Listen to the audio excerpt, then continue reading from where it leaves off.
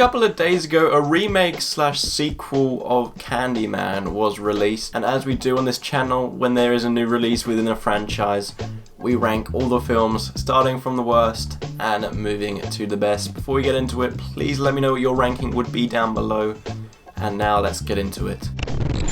Coming in at 4th and last place is Candyman, Day of the Dead, where all the films in this list have tackled some serious themes with what this titular character represents. This one kind of chucks that out the window, whilst of course it's still present, but it focuses more on being a cliche slasher. With the themes that are tied within this franchise, doing such a thing just doesn't feel right. Even so, the slasher movie on show here is awful. It's fallen into another slasher cheesy stereotype, and when that normally happens, you can enjoy its charm or if there's some good kills, but no, not here. The kills are either off screen or out of shot, or they're just very simple and familiar. Besides the scenes which produce pain to the viewer for how cheesy it is, a lot of scenes are really uncomfortable to watch due to what has been established in this franchise prior, or in this movie in general. That combined with some other elements, it just becomes really confusing at times for no reason at all. It's no surprise that this franchise died down for so long after this movie, because it really does abandon what makes this original great, as it completely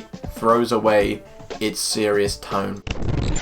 Coming in at 3rd place is Candyman, Farewell to the Flesh. And I'm just going to start off by saying, when I went to watch this film, I did take a look at what critics and other people had said about this film, and from what they had said, I was expecting an absolutely awful movie, but in fact I think this film is very overhated. It doesn't maintain anywhere near the same quality as the original, but it's really rare that you do get that in the horror genre. However, I think this film does an okay enough job of continuing on, giving some more backstory to Candyman, and it doesn't really make any bad decisions which ruin what the first one had done, so it's a bit of a harmless film. However, that's not me saying that it is a good movie. Tony Todd continues to be menacing, carrying on from that original, which is probably the only consistent part of this original trilogy is Tony Todd. But to be honest, the majority of this film just feels very generic. You can only summon Candyman if you say his name 5 times in the mirror, and that happens in this movie as they want to up the kill count from the previous film, but it always happens to the people who are joking around by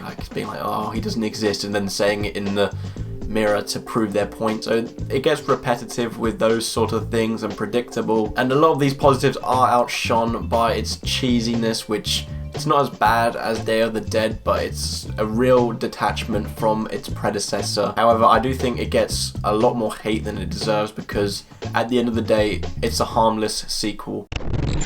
Perhaps one of my most controversial opinions, but coming in at 2nd place is Candyman 1992, the original. This is the point where I get a dislike on the video, just because it's not an expected first place. I'm not going to just put negatives in this review. I will touch upon why later on in the video, but this film is a special one. It takes this really interesting, creepy, but also serious concept and putting it into a horror movie which has a lot of social commentary about it, and in doing so makes for a very unique horror film which isn't really talked about as much as it should have, albeit it will be now thanks to the release of this new film. But in a time of familiarity in this genre, Candyman really did switch things up. It swaps out a lot of cliches which were common around the time, and thus making jump scares more effective as they were unpredictable, and certain elements in the story were very chilling. As mentioned, Tony Todd does bring this character to life with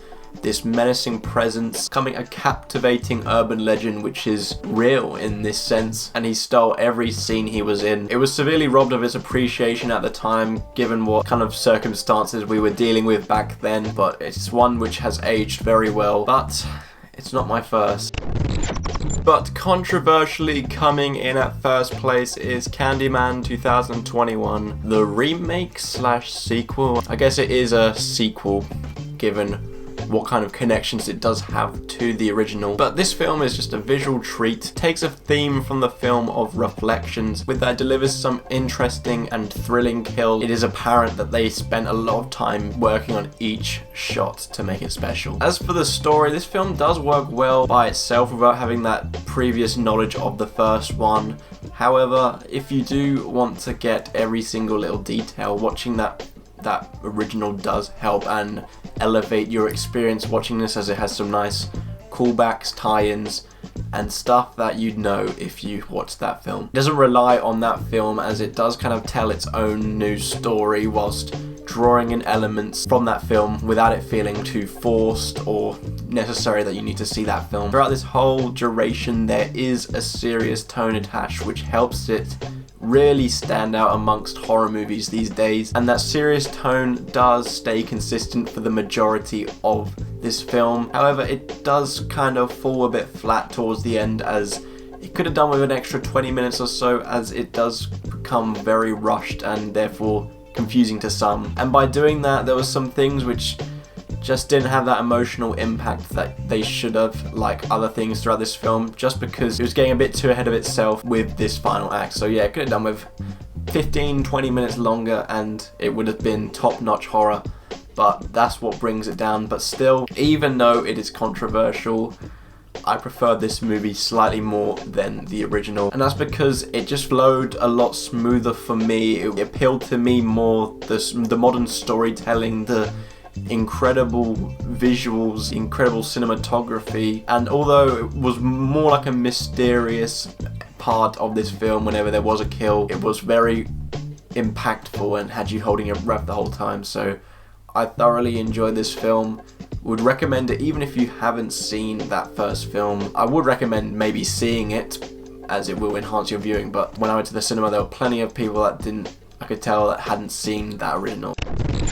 So that was my ranking. As I mentioned, let me know what yours is down below. Make sure to mention what you thought of this remake, sequel sort of thing. If you're planning on sticking around and liking and subscribing, I do have a previous video which just kind of updates things about my channel going forward and things of the past of it. But anyways, I hope you did enjoy this video and I hope to see you in my next one.